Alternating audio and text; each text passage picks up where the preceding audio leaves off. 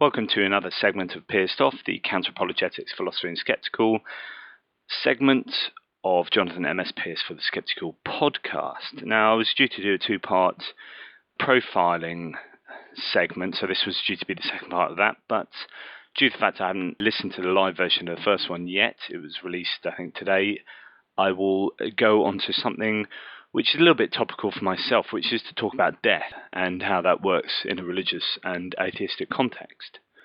So yesterday, one of my neighbours, elderly couple, the gentleman, I found out he had terminal cancer, and it kind of hit home the finitude of life and how death is really, really final. And for atheists like myself, that is particularly final. You know, when you die, you die. And sometimes you can get a little bit sort of nauseous thinking about that. There's a definite psychological challenge to people who believe that death is final and life is all we have. It's the only sort of throw of the dice. And that can be a really big concept to grapple with. The notion of eternal life is really quite appealing and attractive as a concept. Religion itself is a highly psychological affair. You know, I would argue that the entirety of that which religion is to humanity is psychological. Everything that religion is and does for its adherents is psychological in nature. So one of the strongest dimensions of religion is its dealings with death. And this is particularly true with the theory called terror management theory. So what a religion is very good at is offering something hopeful to its adherents, something which looks suspiciously like an overwhelming bribe, or at least emotional blackmail. And that is eternal life. So there's a very good psychology of religion book called Psychology of Religion and Empirical Approach by Hood, Hill and Spilker. And they say in that book, quote, "We lament those who die and dread the fact that we too in time will confront the end of our own existence. Many of us, however, refuse to come to terms with death. We repress, deny, shun and withdraw where possible from reminders of death, and above all, we fight to delay death. If there is a basic purpose to medicine, it is to reduce mortality and increase longevity. And finally, when we die, the customary North American way of death includes embalming, which Aries interprets as a refusal to accept death. In other words, we wish to keep our bodies unchanged. Furthermore, our faiths inform us that we do not simply die, we move to another realm, heaven, hell, limbo, purgatory, or life with God. Finally, there is resurrection. We return to everlasting life. In sum, we never die. Our destiny is immortality. Religion guarantees it." End quote. This idea that we are aware of our immortality and that it is at the heart of psychological biases which push us towards belief in a worldview which supports the denial of our mortality is known as mortality salience, which is part of the terror management theory. As Hood and his colleagues continue, theologian Paul Tillich championed such an inference that our destiny is immortal by claiming that, quote, "the anxiety of fate and death is the most basic, most universal and inescapable," end quote, within this larger quote. Reasoning further, the noted anthropologist Bronislaw Malinowski maintained that death, quote, "death which of all human events is the most upsetting and disorganizing to man's calculations, is perhaps a main source of religious belief," end quote.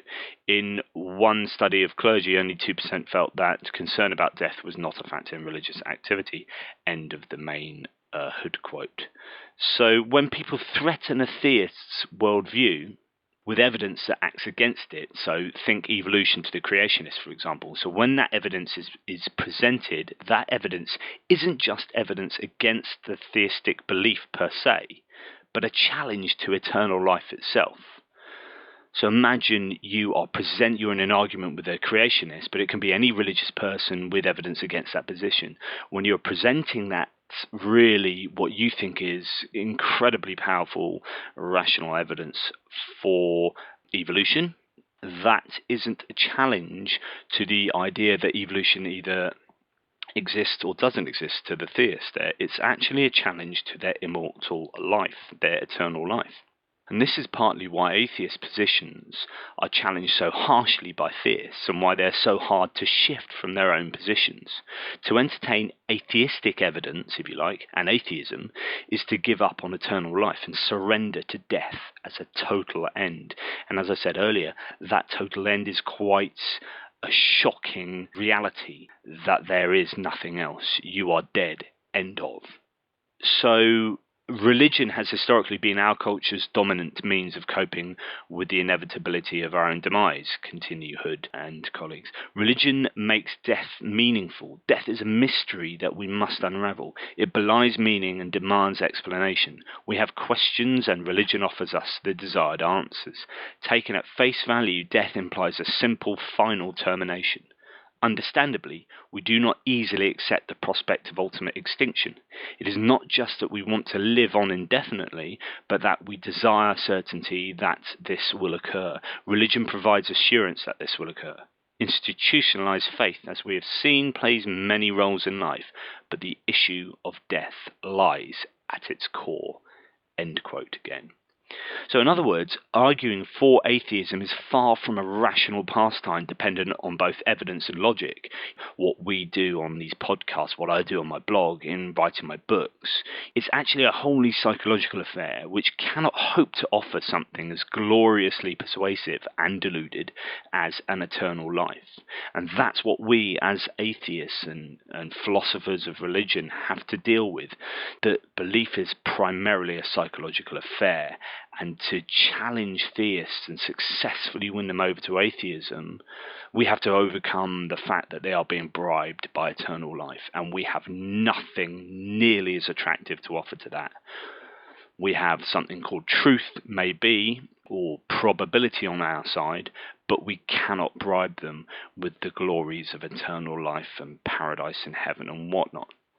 And that's really my point today, that death is a scary prospect for everyone, but it's actually possibly scarier for atheists by point of fact that it's final and there is nothing beyond that. If you really, really are a strong theist, a strong Christian, for example, who utterly believes that they are going to heaven, there is a calming aspect to that when embracing the reality of death, because in fact, it's just the beginning of something eminently more glorious, they would hope, and they should believe. So, how do we overcome that, atheists? Skepticule podcasters, how do we overcome that bribe? And do you as well think that is, as I do, whether theists realise it or not, one of the core components to religious belief?